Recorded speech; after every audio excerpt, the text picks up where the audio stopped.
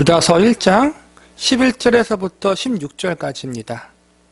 지난 시간에는 유다서에 나타난 이단들의 특징이라는 제목으로 말씀을 공부했습니다. 유다서에서 이야기하고 있는 이단의 대표적 특징은 하나님의 은혜를 알고도 은혜를 거절한다는 것입니다. 그리고 다른 사람들을 미혹해 하여 함께 멸망의 길로 이끌고 가려고 한다는 것입니다. 마지막으로 제일 주의 깊게 보아야 할 이단의 특징은 스스로 하나님과 같은 자리에 있어서 자신들만이 구원의 길이요 새로운 계시와 진리를 가지고 있다고 주장한다는 것입니다. 성경은 이들의 마지막이 이미 정해져 있고 하나님의 매우 엄격하고도 준엄한 심판과 형벌이 기다리고 있음을 경고해주고 있습니다.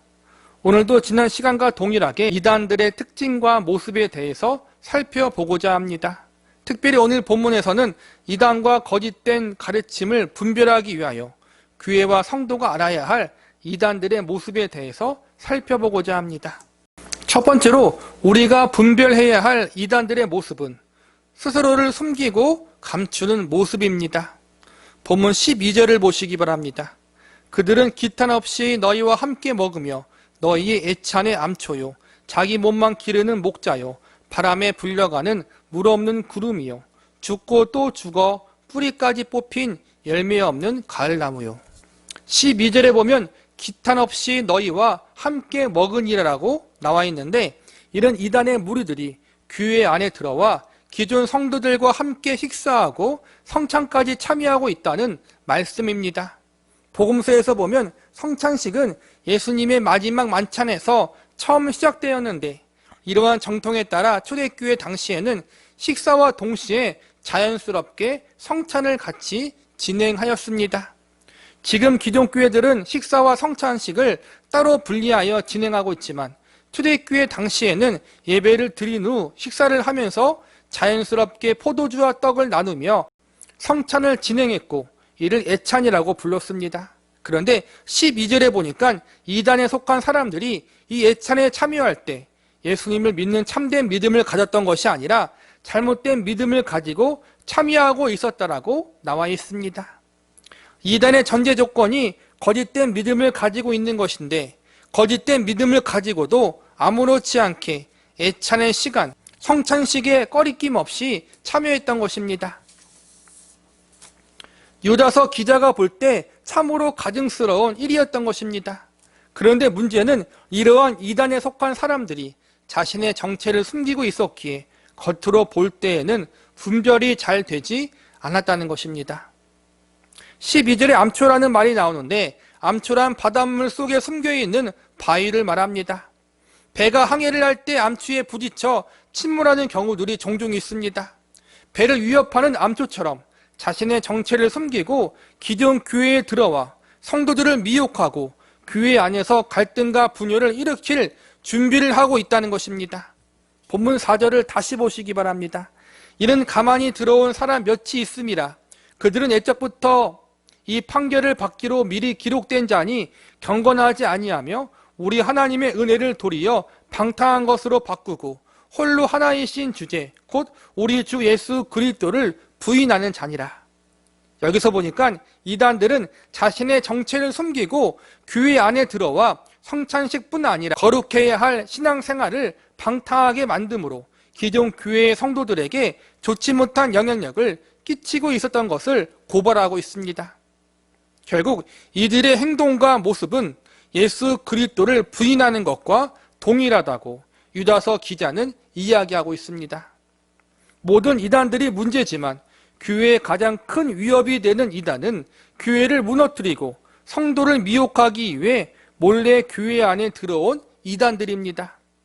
자신들이 정당하다면 왜 굳이 기존 교회 안에 몰래 들어와 교회 안의 갈등과 반목을 불러일으키며 교회를 무너뜨리려고 시도를 합니까?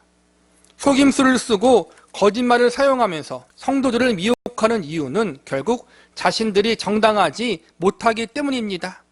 스스로 거짓된 존재임을 증명하는 것입니다.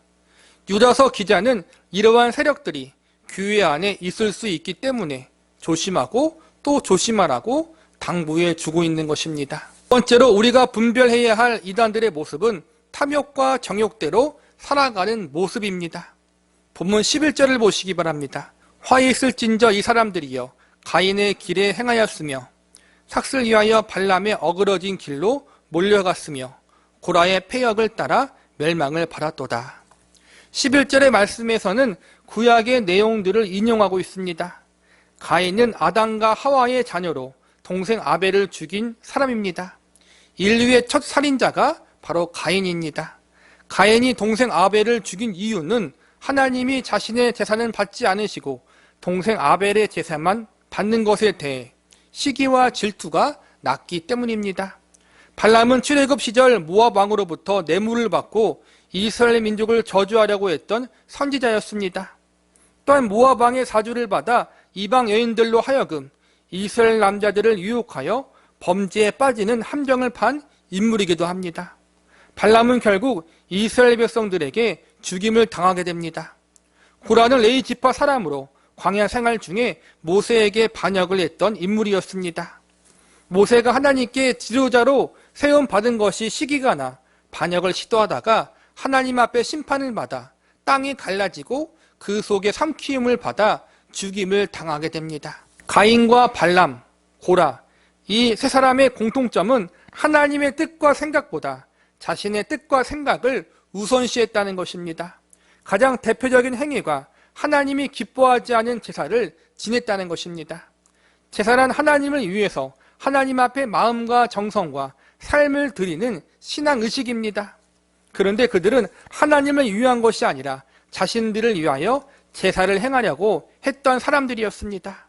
하나님이 받지 않은 제사임에도 불구하고 스스로의 만족과 스스로의 이익을 위해서 하나님께만 드려져야 할 제사를 임의대로 자신들의 마음대로 드리려고 하다가 망한 사례입니다. 가인은 하나님이 받지 않은 제사를 지내면서 제사를 잘 드린 동생을 시기하여 범죄하게 되었고, 발람은 뇌물을 받고 이스라엘 백성들을 저주하는 제사를 지내려고 시도했습니다. 고라는 자신이 이스라엘의 지도자가 되려고 하나님 앞에 향로를 피우는 일을 하다가 그를 따르던 자들과 함께 멸망을 당하게 됩니다. 이들 모두가 하나님이 받지 않은 제사임에도 불구하고 자신들의 멋대로 제사를 마음대로 드리려고 했던 것입니다. 그들이 제사를 마음대로 드리려고 했던 이유는 결국 제사를 받으시는 하나님이 중요한 것이 아니라 제사를 드리는 자신들이 더 중요하다고 여기고 있었던 것입니다. 이는 결과적으로 자신들 스스로 하나님이 되고 주인이 되려고 시도하는 범죄라고 볼 수 있는 것입니다. 내가 제사를 드려주니 하나님은 고마운 마음으로 내가 해주는 제사를 받으라. 이러한 태도와 자세를 가졌던 것입니다. 이는 결국 하나님께 드려져야 할 영광을 스스로가 가로채고 스스로가 높아지려는 교만한 마음이 그들 안에 있었기 때문입니다. 본문 16절을 보시기 바랍니다. 이 사람들은 원망하는 자며 불만을 토로하는 자며 그 정욕대로 행하는 자라. 입으로 자랑하는 말을 하며 이익을 위하여 아첨하느니라. 여기서 보니까 이단들은 결국 자신의 정욕대로 행하며 자랑하며 자신의 이익을 위하여 아첨한다고 나와 있습니다.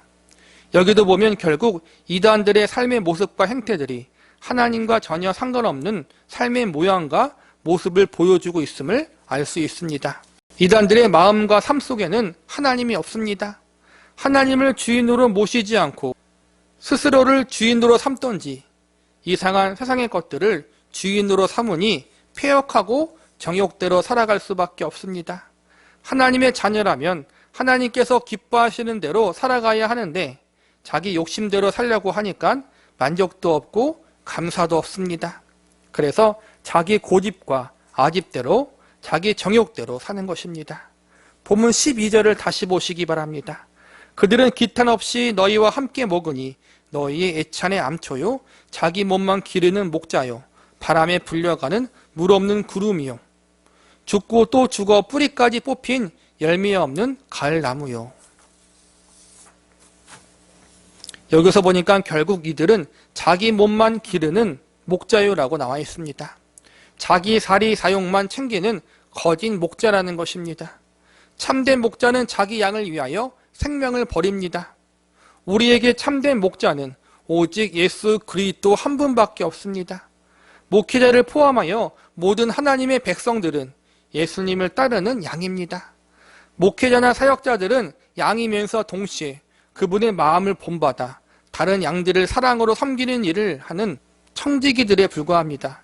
그런데 거짓 교사와 선생들은 자기 스스로를 예수님과 동등된 목자라고 여기고 자신의 생명을 양들을 위해 바치기는커녕 오히려 다른 양들의 생명을 착취하여 자신의 몸만 배부르게 하는 행동을 서슴지 않습니다.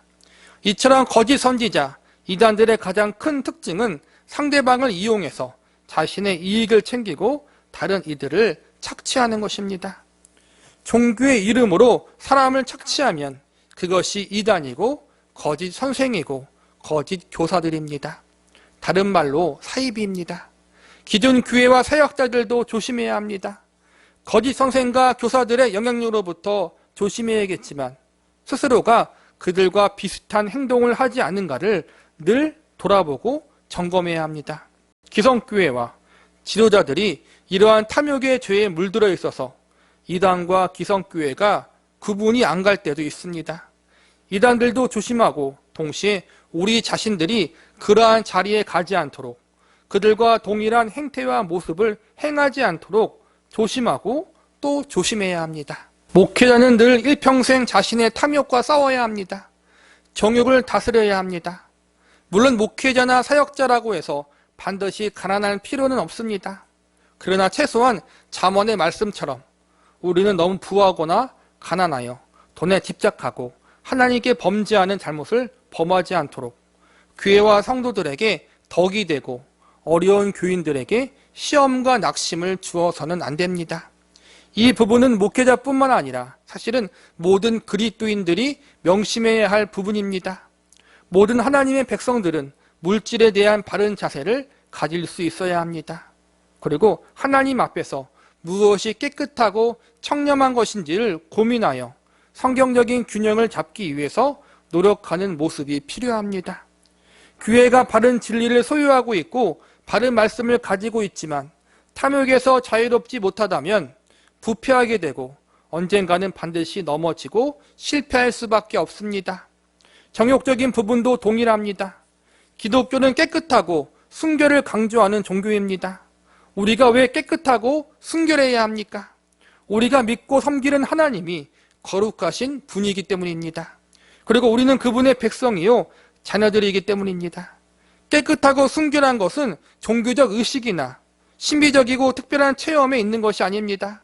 하나님 보시기에 건강한 가정, 건강한 배우자와의 관계, 건강한 부모와 자녀의 모습, 건강한 사회생활의 모습이 깨끗하고 순결한 삶의 대표적 모습입니다. 건강한 교회는 건강한 성도를 세우고 건강한 성도는 건강한 가정을 세웁니다. 건강한 교회는 성도가 사회생활을 잘할 수 있도록 돕는 역할을 감당합니다. 왜냐하면 성도의 소명지가 가정이고 사회이기 때문입니다. 이단들의 특징은 성도라는 존재를 자신들의 단체와 교주의 배를 불리기 위한 수단으로 보고 착취를 합니다. 건강한 가정생활, 건강한 사회생활을 하지 못하도록 방해합니다. 깨끗하고 순결한 삶을 살지 못하게 만듭니다. 믿지 않은 가족을 사랑으로 섬겨야 하는데 가족을 버리면서까지 나오라고 부추깁니다. 믿지 않은 배우자가 있으면 배우자를 버리라고 합니다. 기존회사 그만두고 자신들이 운영하는 단체로 오게 해서 월급까지도 다 빼갑니다. 내가 다니고 있는 교회가 혹은 기독교의 이름을 빙자한 단체가 건강한 가정생활을 하지 못하게 만든다면, 건강한 사회생활, 직장생활을 하지 못하도록 부추긴다면, 믿지 않은 가족을 사랑으로 섬기라고 하지 않고 그들과 벽을 쌓게 만들고 떠나게 만든다면 그것은 100% 이단이나 사입이라고 생각하시면 됩니다. 이러한 부분들까지도 잘 분별하고 주의 깊게 살필 수 있는 성도가 될 수 있기를 바랍니다. 말씀을 정리하겠습니다. 오늘 본문에서는 성도가 분별해야 할 이단들의 모습에 대해서 살펴보았습니다. 이단들은 자신들의 정체를 숨기고 감추기를 잘한다는 사실을 항상 기억하고 있어야 합니다. 눈에 보이는 것이 전부가 아니라는 사실을 명심하면서 신령한 척, 거룩한 척 하는 것을 그대로 믿지 마시기 바랍니다. 이단들의 본질은 결국 탐욕과 정욕대로 살아간다는 것입니다. 다른 이들을 이용하고 착취하고 자신들의 배를 불리는 것이 이단들의 본질적인 모습입니다. 오래전 어떤 프로그램을 봤는데 길거리에 지나가다가 보면 도를 아십니까? 라고 물으면서 포교활동하는 종교단체에 대한 이야기가 나왔습니다.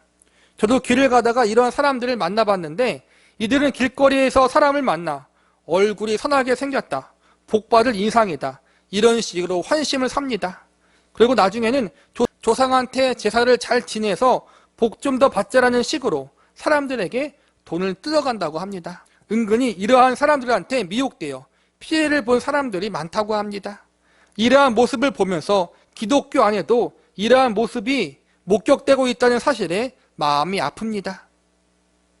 조금씩 모양과 형태만 달랐지 복받기 위해서 성경에 나와 있지 않은 이상한 헌금을 강요하며 헌신을 강요하는 행태가 한국교회에 적지 않은 교회에서 행해지고 있다는 것을 알기에 마음이 편치 않습니다. 우리는 조심하고 또 조심해야 합니다.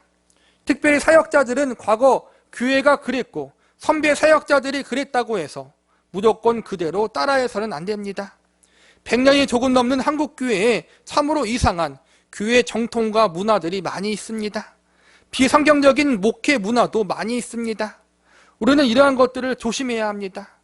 잘못된 정통, 성경의 원리와 가르침에 합당하지 않는 문화와 정통은 과감하게 버리고 고쳐야 합니다. 하나님의 이름을 함부로 들먹거리며 겁을 주고 목사의 권위를 세우는 일도 버려야 합니다. 그러한 행동은 하나님을 이용하는 것입니다. 하나님을 이용하는 자들의 최후는 멸망이라고 성경은 가르치고 있습니다. 알고도 행한 죄는 더욱 크다는 사실에 우리는 경각심을 가지고 두려움을 가져야 합니다. 이단들의 최후는 결국 멸망이고 그들을 따르는 무리들의 최후도 멸망입니다. 그리고 이러한 이단들이 우리가 생각하는 나쁜 이단 종교단체에만 해당되는 것이 아니라 우리 자신이 될 수 있다는 사실에 경각심을 가져야 합니다. 우리가 가인의 길, 발람의 어그러진 길, 고라의 패역한 길을 따라가고 있지는 않은가 점검해야 합니다. 살아있는 것 같으나 실상은 뿌리가 뽑힌 열매 없는 나무의 모습을 하고 있지는 않은지도 점검해야 합니다. 본문 13절을 보시기 바랍니다. 자기 수치의 거품을 뿜는 바다의 거친 물결이요 영원히 예비된 캄캄한 흑암으로 돌아갈 유리 아닌 별들이라. 이들의 최후는 바다 물결의 거품과도 같이 사라지게 될 것입니다. 영원히 캄캄한 흑암으로 들어가게 될 것입니다. 즉 멸망당하게 될 것이라는 것입니다. 이어지는 14절과 15절을 보시기 바랍니다. 아담의 7대 손 에녹이 이 사람들에 대하여도 예언하여 이르되 보라 주께서 그 수만의 거룩한 자와 함께 임하셨나니 이는 무사람을 심판하사 모든 경건하지 않은 자가 경건하지 않게 행한 모든 경건하지 않은 일과 또 경건하지 않은 죄인들이 주를 거슬러 한 모든 완악한 말로 말미암아 그들을 정죄하려 하심이라 하였느니라. 이 말씀도 구약 성경에 기록되지 않았지만 유대인들에게 내려오는 전승에 나와 있는 내용입니다. 이 전승의 내용은 에녹이 이 땅에 있을 때 악한 세상을 향하여 하나님의 심판을 선언했다는 것입니다. 에녹이 살고 있는 시대는 참으로 세상이 타락하고 부패한 시절이었습니다. 그러한 시대 속에 살고 있던 하나님의 사랑 에녹이 그 시대 사람들을 향하여 하나님의 심판이 반드시 있다는 사실을 알려준 것입니다. 왜 하나님의 심판을 이야기합니까? 심판 당하기 전에 죄를 회개하라는 의도에서 그렇게 전한 것입니다. 에녹 시대만 해도 사람들이 참으로 오래 살았습니다. 요즘은 100세 시대라고 했는데 에녹 시대에는 100세에 죽는 사람이 없었고 그 이상 수백 년 이상씩 살았습니다. 오래 사는 사람은 1000년 가까이도 살았습니다. 이렇게 오래 살다 보니 사람들은 자신들이 죽지 않고 영원히 살 것처럼 착각을 했고 죽음에 대한 인식이 없자 이 세상의 삶이 전부라고 여기며 허랑방탕한 인생을 살았습니다. 인생이 길다고 반드시 좋은 것은 아닌 것 같습니다. 죽음을 인식해야 사람이 이 땅에서의 삶이 영원하지 않다는 사실을 깨닫고 인생을 살면서 경각심을 가지고 살아가는데 인생이 너무 길게 사니까 그러한 죽음에 대한 경각심이 없어집니다. 죽음에 대한 경각심이 없어지면 자연스럽게 세상의 것이 전부인 것처럼 살게 되고 쾌락과 탐욕을 사랑하게 됩니다. 사람들이 너무 오래 살다 보니까 더 많은 죄를 지으며 살게 되었던 시대가 에녹이 살던 시대였습니다. 그러나 100년을 살던 500년을 살던 1000년을 살던 그래도 그 사람들은 언젠가 죽게 되어 있습니다. 에녹은 그 사실을 그 당시 사람들에게 알려주고 싶었던 것입니다. 사람은 언젠간 죽게 되고 하나님의 심판대 앞에 서게 된다. 하나님의 심판은 반드시 있다. 그러니 인생을 하나님 앞에서 믿음으로 살아야 한다. 죄를 회개해야 한다. 이러한 메시지를 에녹이 그 당시 사람들에게 전했던 것입니다. 에녹의 자녀 이름은 무드셀라입니다. 무드셀라라는 이름에는 죽음이라는 뜻이 있다고 합니다. 에녹이 자식의 이름을 죽음의 뜻이 있는 이름으로 지은 것은 에녹 자신 역시 늘 죽음을 염두에 두고 하나님 앞에서 믿음으로 인생을 살려고 했던 의도가 있었던 것입니다. 인간은 언젠간 죽는다. 하나님의 심판대 앞에 선다. 이러한 믿음의 태도를 가지고 에녹은 인생을 살았고 당시 시대 사람들에게도 이 메시지를 증거했습니다. 하지만 결국 그 당시 사람들은 에녹의 말을 듣지 않았고 수백 년이라는 시간 동안 하나님이 회개할 기회를 주셨지만 회개하지 않았다가 결국 노아의 홍수로 인하여 모두 심판을 받게 됩니다. 노아의 홍수가 아니더라도 인간은 언젠가 나이가 먹어 죽든지 사고로 죽든지 질병으로 죽습니다. 그 시기와 때가 조금씩 다를 뿐 반드시 죽음은 찾아옵니다. 죽음이 찾아온다는 것은 하나님의 심판이 찾아온다는 사실입니다.